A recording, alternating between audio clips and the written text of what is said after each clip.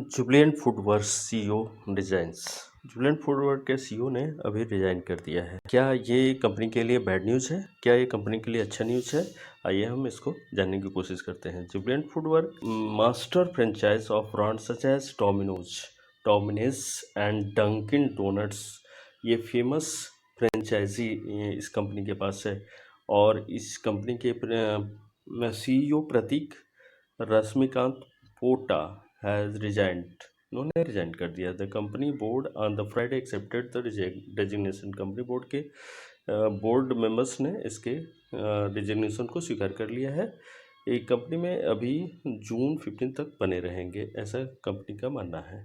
तो इसके लिए, इसके सक्सेसर के लिए दूसरे सीईओ के खोज जारी है, कंपनी का यही कहना है। कंपनी की बात कर रहे हैं, वो कंपनी का नाम है Jubilant Foodwork. As a part of the Jubilant Bhartia group, ये जुबिलेंट भारतीय ग्रुप का पार्ट है and is India's largest food service company. ये लार्जेस्ट फूड सर्विस कंपनी है।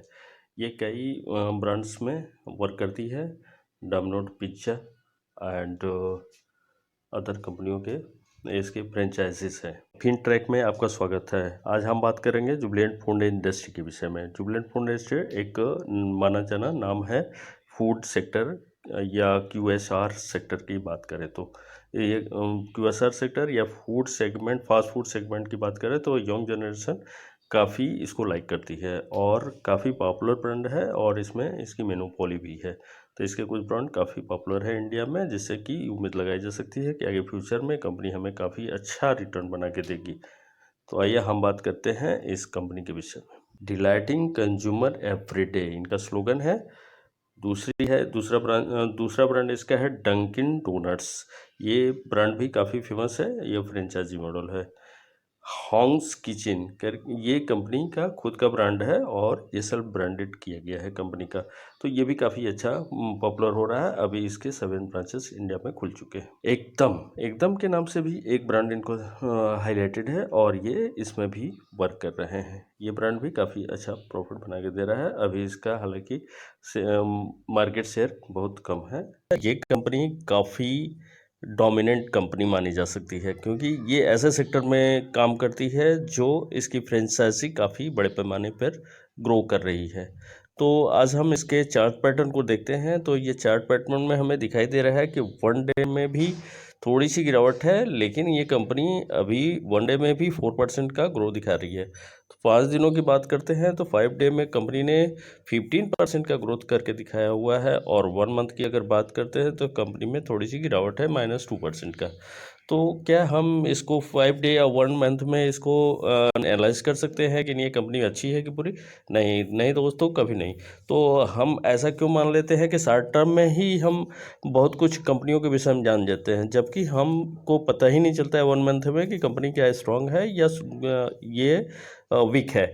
तो इसको जानने के लिए सबसे बेहतर तरीका है इसके फंडामेंटल्स को जानना, इसके सीईओ के मैनेजमेंट के विषय में जानना। अगर ये सारी चीज़ें सही लगती है तो हमें कंपनी में भरोसा करना चाहिए और कंपनी को कंटिन्यूअस पेशेंस के साथ होल्ड करके रखना चाहिए, चाहे मार्केट में कितनी भी उछाल हो और या गिरावट हो।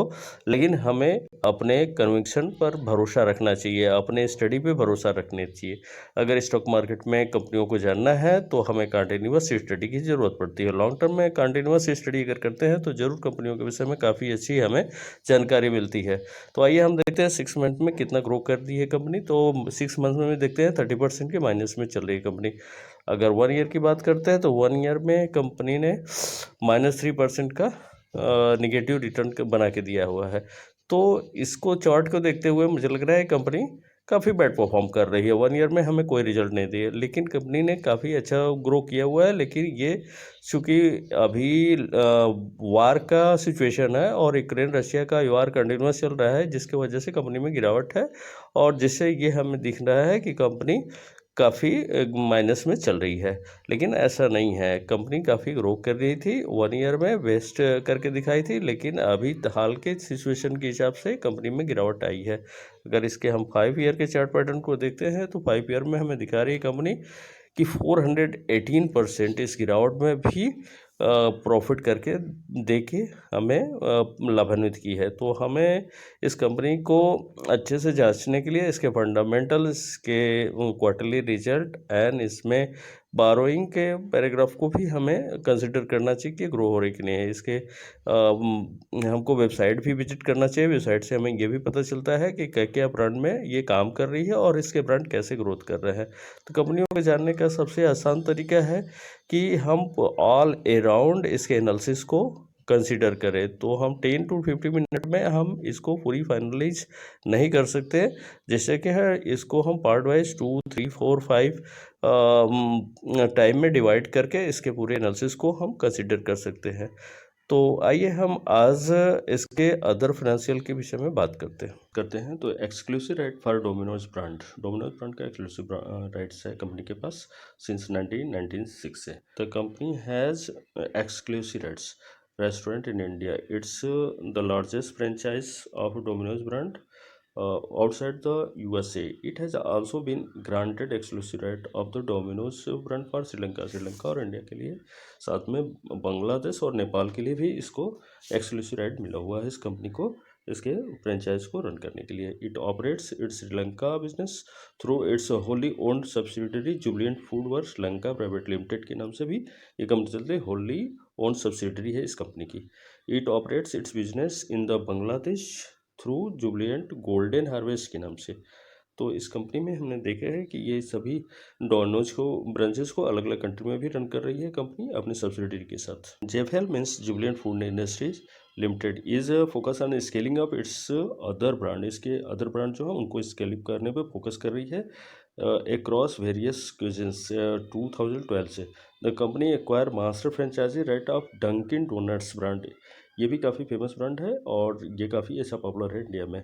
We serve a wide variety of donuts, coffee, beverages, sandwich and other goods. It also launches 2 of its own brands. इसने अपने 2 खुद के ब्रांच इन्होंने लॉन्च किए हैं।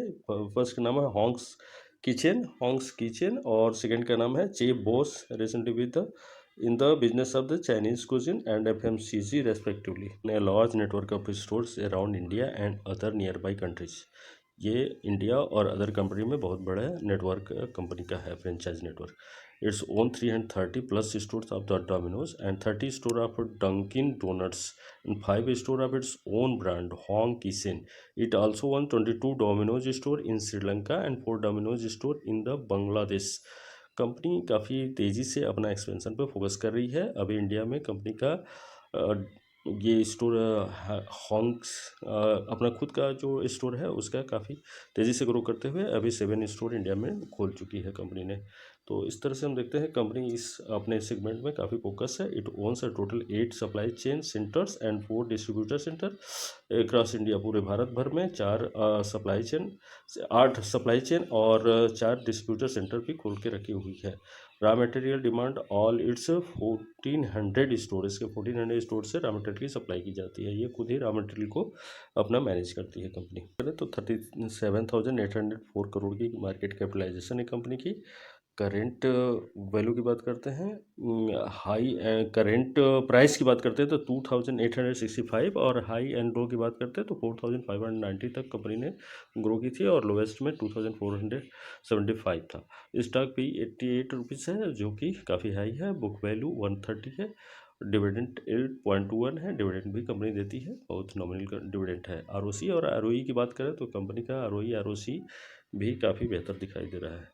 तो हमें पीई और हाई लो की बात अगर करते हैं तो अभी कंपनी काफ़ी अच्छे वैल्यूएशन पर उपलब्ध है और जिससे हमें लगता है कि आगे फ्यूचर में इस कंपनी में काफ़ी ग्रोथ की पॉसिबिलिटी है। कंपनी के ROCE 16.3 है, ROE 18.0 है। फेस वैल्यू की बात करते हैं, अभी फेस वैल्यू 10 का है। अभी इसमें स्प्लिट होने की पॉसिबिलिटी है, अभी बरकरार है। प्रोमोटर होल्डिंग की बात करते हैं 41.9 है प्रोमोटर की होल्डिंग। फाइनेंशियल की बात करते हैं तो क्वार्टर ऑन क्वार्टर कंपनी के फाइनेंशियल काफ़ी बढ़िया है और जिसको हम यहाँ पे चार्ट के थ्रू देख सकते हैं। तो कंपनी का सेल्स काफ़ी तेज़ी से क्वार्टर ऑन क्वार्टर बढ़ता हुआ दिखाई दे रहा है। 1038 जून क्वार्टर में जैसे कि लॉकडाउन लगा हुआ था, जिसकी वजह से 893 है, गिरावट है लॉकडाउन के समय का।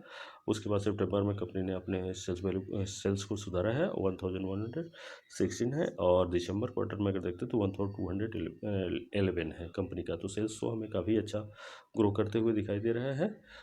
साथ में एक्सपेंसेस भी बढ़ते हुए क्रम में दिखाई दे रहे हैं। अगर इसकी बात करते हैं अगर हम एक्सपेंसेस की, तो 783, 681 एंड 829, 894। तो कंपनी के सेल्स में भी काफ़ी एक्सपेंसेस इसका बढ़ा हुआ भी दिखाई दे रहा है। अगर ऑपरेटिंग प्रॉफिट मार्जिन की बात करें तो ऑपरेटिंग प्रॉफिट मार्जिन में भी काफ़ी सुधार हुआ है। 251, 212 एंड 287, 370 दिसंबर क्वार्टर में दिखाई दे रहा है इस कंपनी का। अगर हम मार्च से इस 2019 से इसका डाटा दिखाई दे रहा है, जिससे कि सेल्स अगर हम देखते हैं तो 873 था, और अभी दिसंबर क्वार्टर में इसके सेल्स को अगर हम उसका कंपेरिजन करें तो 1211 है। तो काफ़ी अच्छा डबल के नियर अबाउट ग्रोथ की है, और काफ़ी अच्छा शानदार रिटर्न दिखाई दे रही है इसमें। तो ऑपरेटिंग प्रॉफिट मार्जिन में भी काफ़ी है। पहले ऑपरेटिंग प्रॉफिट मार्जिन 144 था, जो कि अभी दिसंबर क्वार्टर में 317 है।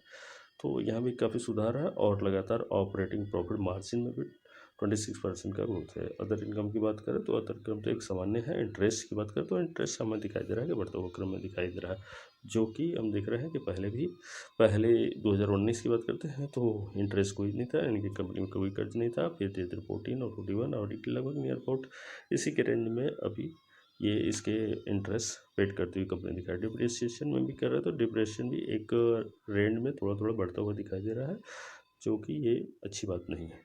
Profit before tax and net profit पे हम सीधे चले जाते हैं। तो नेट प्रॉफिट को अगर हम देखते हैं तो सबसे अगर हम देखें तो 79 करोड़ से अभी स्टार्ट हुआ था। 72 और 73, 102, 33, 74, 76, 124, 105, 70 और 120, 134।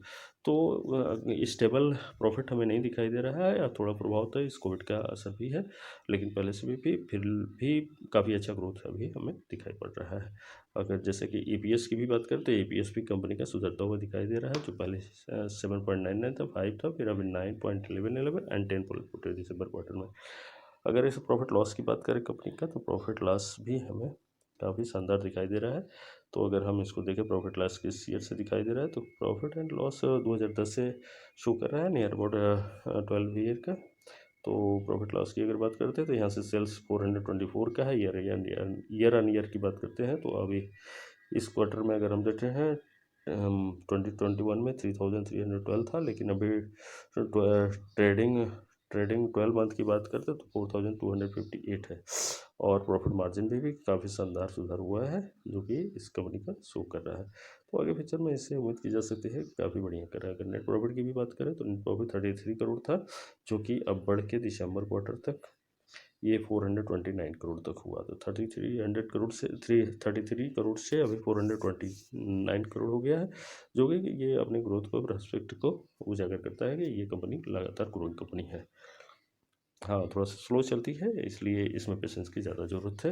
एक बार हम कंपनी के बैलेंस शीट को भी चेक कर लेते हैं। तो रिजर्व की अगर बात करें तो रिजर्व तो हमें बढ़ता हुआ दिखाई दे रहा है, क्योंकि पहले रिजर्व कंपनी का 53 करोड़ था, जो कि अभी इस साल के सितंबर 21 में हमें दिखाई दे रहा है, जो कि अभी है 1580, और इसकी बारोइंग भी बढ़ा हुआ है 1720।